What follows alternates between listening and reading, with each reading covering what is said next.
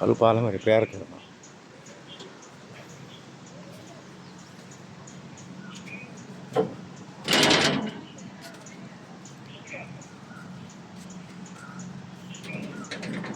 කල්ලන් ගත්ත වැඩි බොහොම වැලි කොට්ට තියෙනවා. වැලි කොට්ට දීලා ඉවර දැන් පයිලින් ගහනවා. මේ එකපාර පයිලින් ගහනවා මේ ප්‍රශ්නේ ඉන්නේ නැහැ.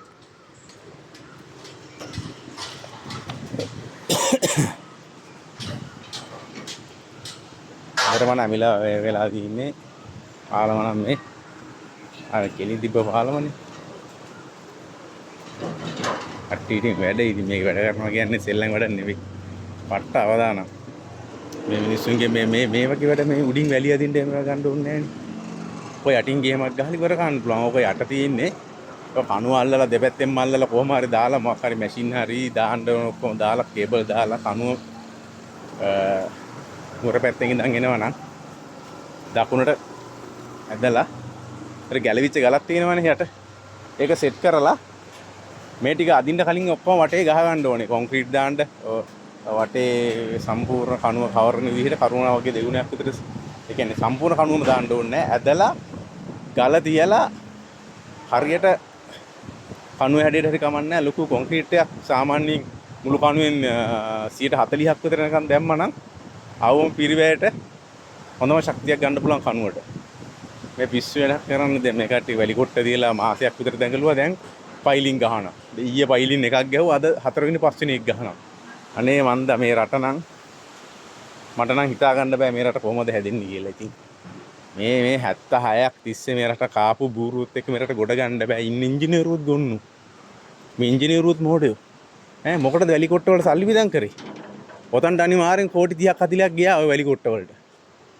හරිනේ කෝටි 30ක් 40ක් කියන්නේ කොච්චර දෙයක් කරන්න පුළුවන්ද? ඔය වැරද්ද. හරියට ස්ටඩි කරන්න ඕනේ. ලෝකේ රටවල් මොනවද කරලා තියෙන්නේ කියලා හරියට බලන්න ඕනේ.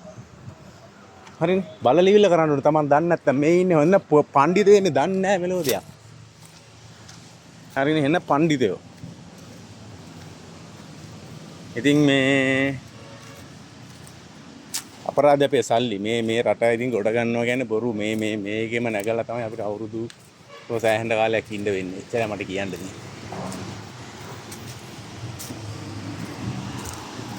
පාරේ අනිත් පැත්ත රත්තාව දැන් මෙතනින් තමයි නගින්න තියෙන්නේ පාර උඩට.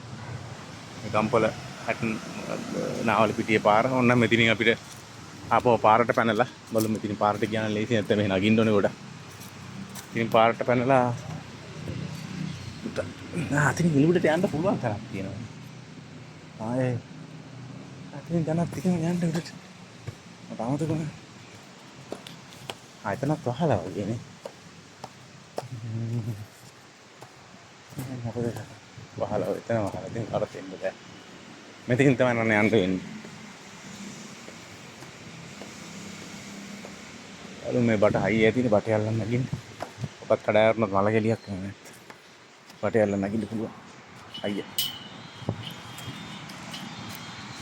ගහලා තියෙන ට්‍රැෆික් සුපිරි. මෙතනින් නැත්නම් ඊට පස්සේ ගෙලින්න